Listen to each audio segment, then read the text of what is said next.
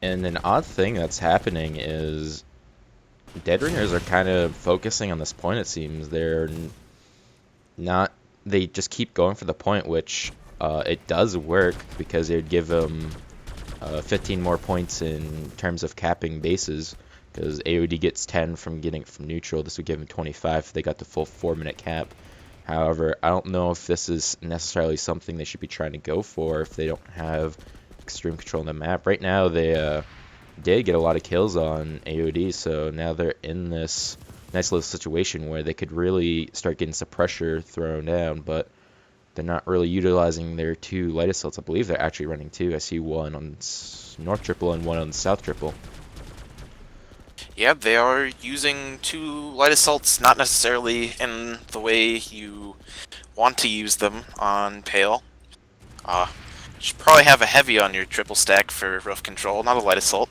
Yeah, light assault, I feel like carbines don't shine at long ranges, and oddly enough, both teams aren't even running a bolter, which, can be huge for trying to do any type of engagement because you can get that one-shot kill.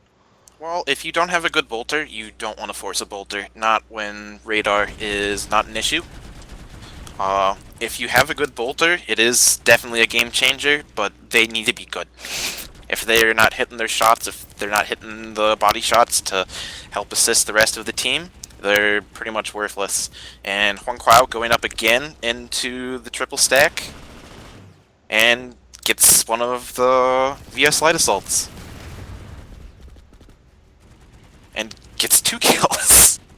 Yeah, Huang Kwao is just having a field day with this match.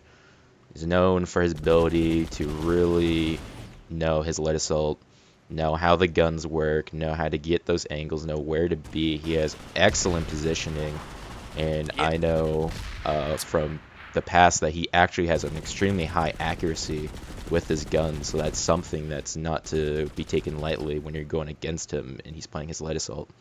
Yeah, but his positioning is absolutely amazing. You can't beat being in the floor. Or the Yes, ceiling, for that matter. it always helps to have that OG lag switch. Light assault actually goes to the roof of South Triple, gets dunked on. AOD is once again pushing at the same time. Not shooting at the same time, but in that case it doesn't matter because the GD7F is ridiculous. Yes, it is. And I was talking about how they're playing well as a team, but there are a couple 1v1s there where they just dominated. So there's a lot going well for AOD right now, and not a lot going well for the Ringers.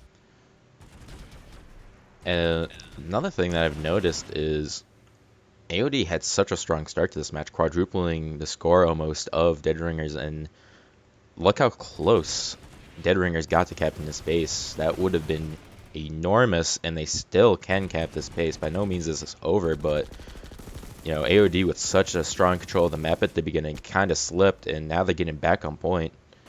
And they did it by taking a kind of unorthodox route. Usually you won't see people go off to the right into their triple stack from the south side. Usually you'll see them go straight out of the Sunder Garage and launch a couple rockets at the North Sundies team.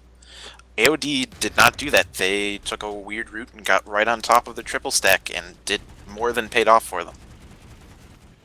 Yeah, it did indeed. 43 seconds left.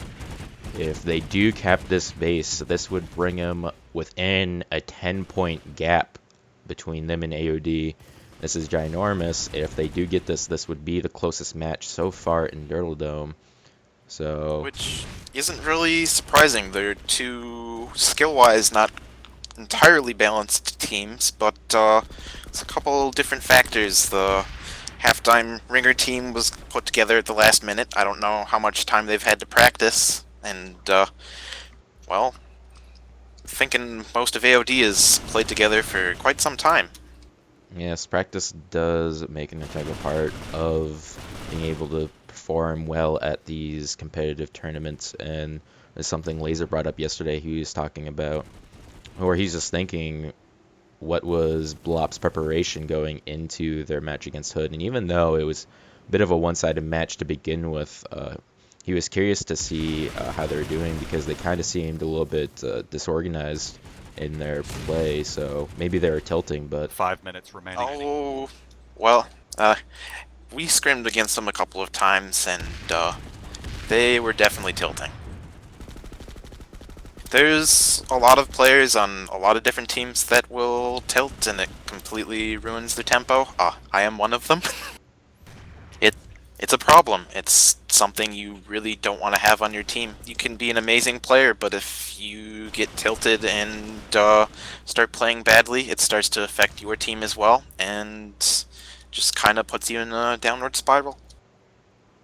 it does, and it's such an integral part, I think, of being able to keep your composure that can really put you over the edge in some of these matches.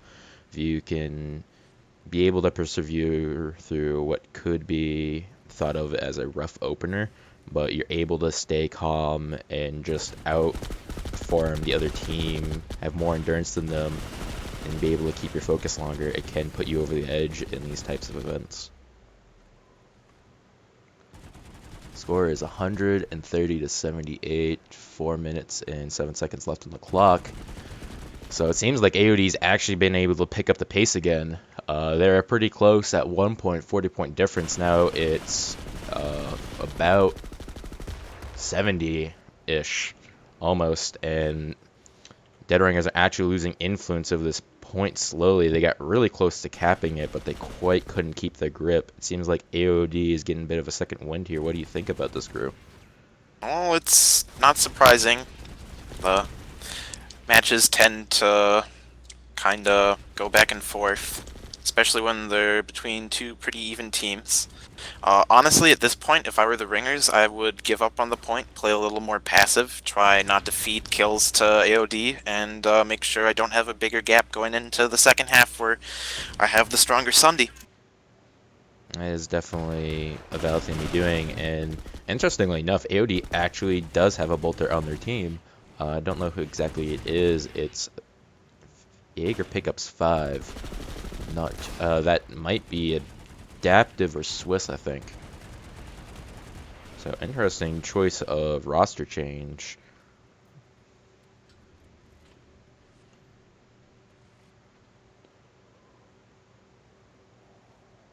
Yeah, there's the bolter on the roof.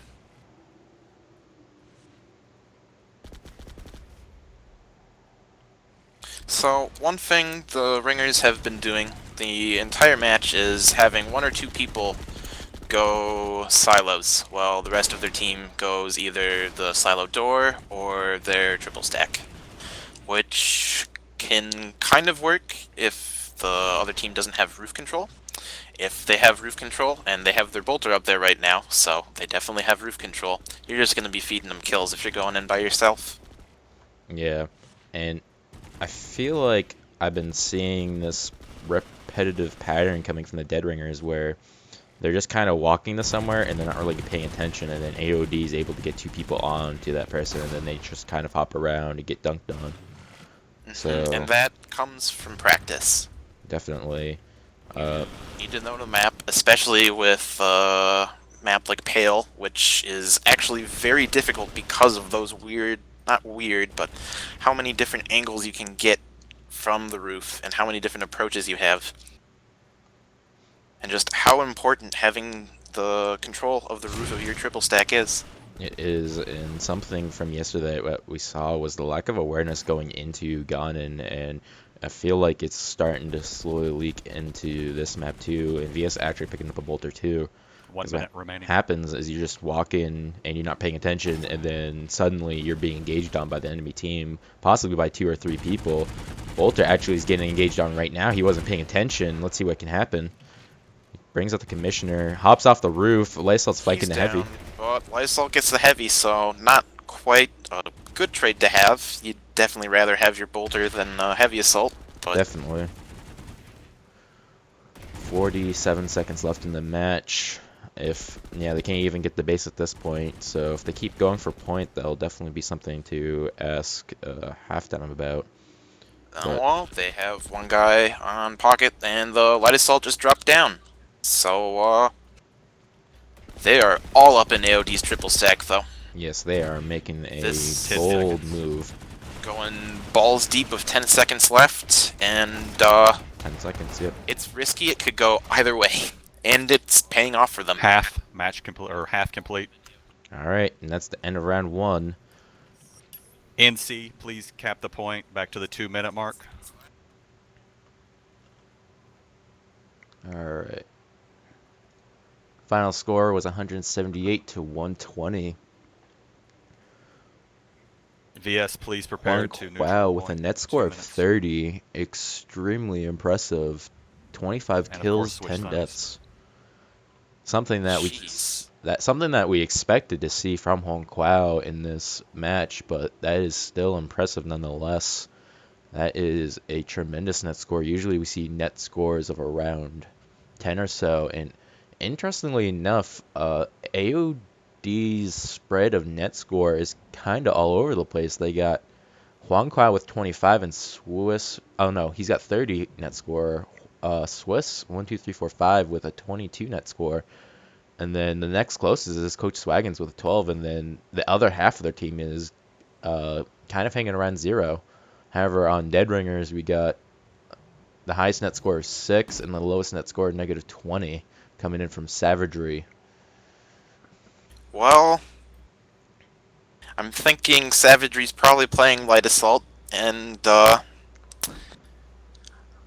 well, the meme speaks for itself.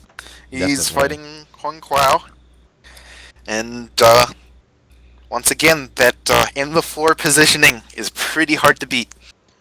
And, we were speaking about tilting earlier, so I'm interested to see what it's like to be Dead Ringers right now. You're going into round 2, you're down 58 points.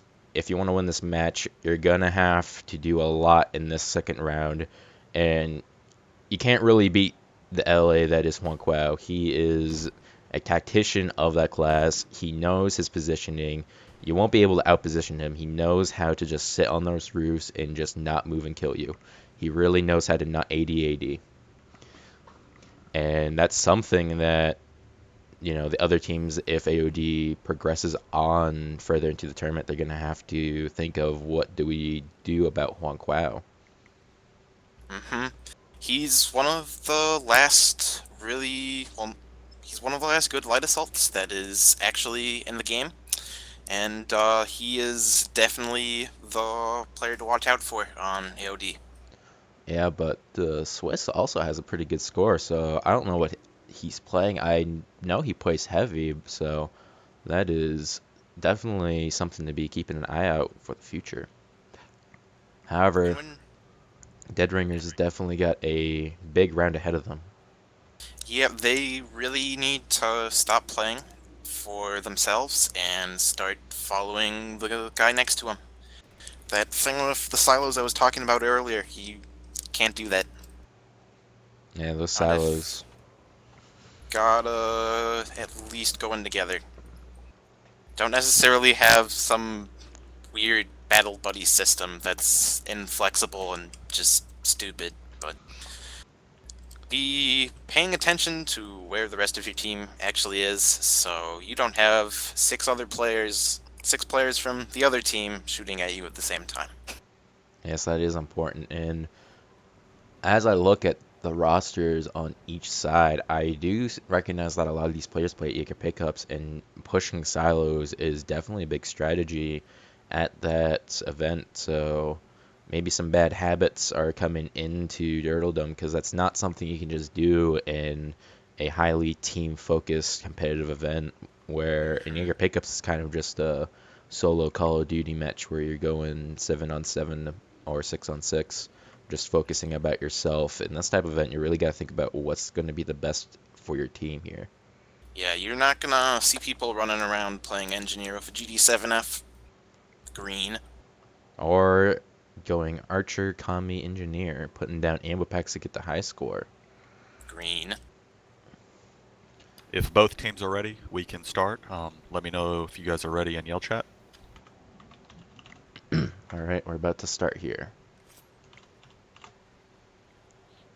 Okay, we'll get started here in a second.